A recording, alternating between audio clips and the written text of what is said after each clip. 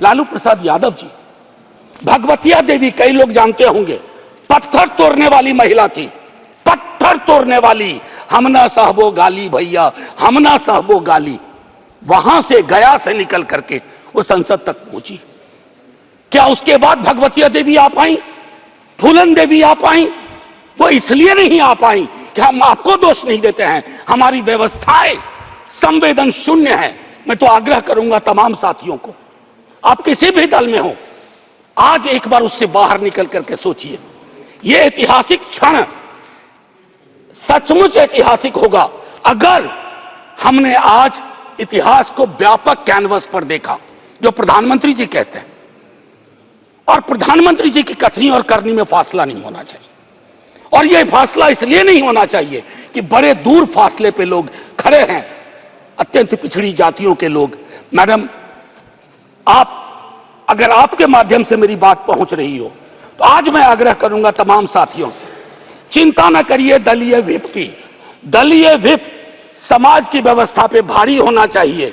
इसलिए मैंने कहा समर्थन विरोध नहीं, आज भी मौका है इसको सेलेक्ट कमेटी में भेज करके एससी एसटी और ओबीसी को इनकॉर्पोरेट किया जाए। नहीं, आज हम नहीं करेंगे, हम ऐतिहासिक गुनहगार होंगे। मैं यकीन के साथ कहता हूं, बाहर लोग वॉच कर रहे हैं, कहेंगे कि तुमने क्या किया। ये व्यवस्था ऐसे नहीं बदली जाती है।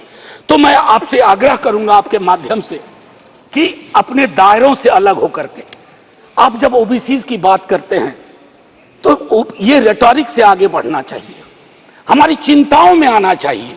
ये नहीं होगा कि बाबा साहब भीमराव अंबेडकर को माला भी पहनाए और उनकी बात को आत्मसात न करें। ये जो फर्क हमारे इसमें आ रहा है, इससे कई तरह के विरोधाभास का जन्म हो रहा है।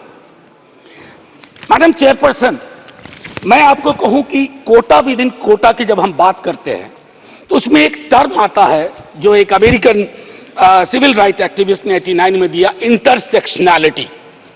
अब ये इंटरसेक्शनैलिटी को, चूंकि मैं हिंदी में बोल रहा हूं, आज मैंने सुबह इसका अनुवाद बहुत ढूंढा, उसके अनुवाद में एक अनुवाद आया प्रतिच्छेदन। इंटरसेक्शनैलिटी का मतलब होता है कि हम हर लेयर की एजेंसीज और उसके अंदर की क्या विधाएं हैं, उसके आधार पर अपना चरित्र, अफर्मेटिव एक्शन प्रोग्राम को यह देखना होगा। जो खास करके वंचित समाज की महिलाएं हैं, मैं उनके बारे में कहूं, आपको एक बार अपना नजरिया साफ करना होगा। अगर चश्मा लगाती है सरकार, धूप का चश्मा नहीं, अगर सचमुच का चश्मा लगाती है तो उसके पावर बदलिए, उसको साफ करिए और यह तय करिए कि आज जब हम यहां से उठें तो एक कमिटमेंट दें ओबीसी वर्ग को। और ये मैं बार बार दोहरा रहा हूं कि 33% के को एग्जिस्टिंग में मत इनकॉर्पोरेट कीजिए, इट शुड बी सेपरेट।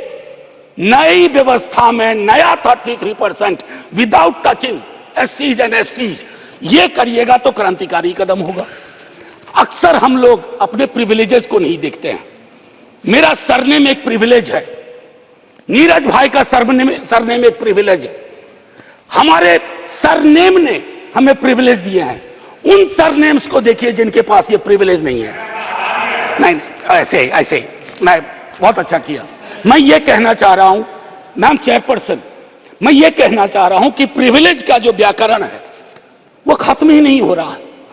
मैंने पहले भी सदन में कहा था कि इस देश में शायद there is nothing in name but everything is there in the surname. उनके संघर्ष, उनका जीवन कठिन लगातार होता जाता है। और एक ऐतिहासिक तथ्य बताऊं, 31 में बेगम शहनवाज और सरोजनी नायडू ने संविधान बनने से बहुत पूर्व इक्वल रिप्रेजेंटेशन की बात की थी।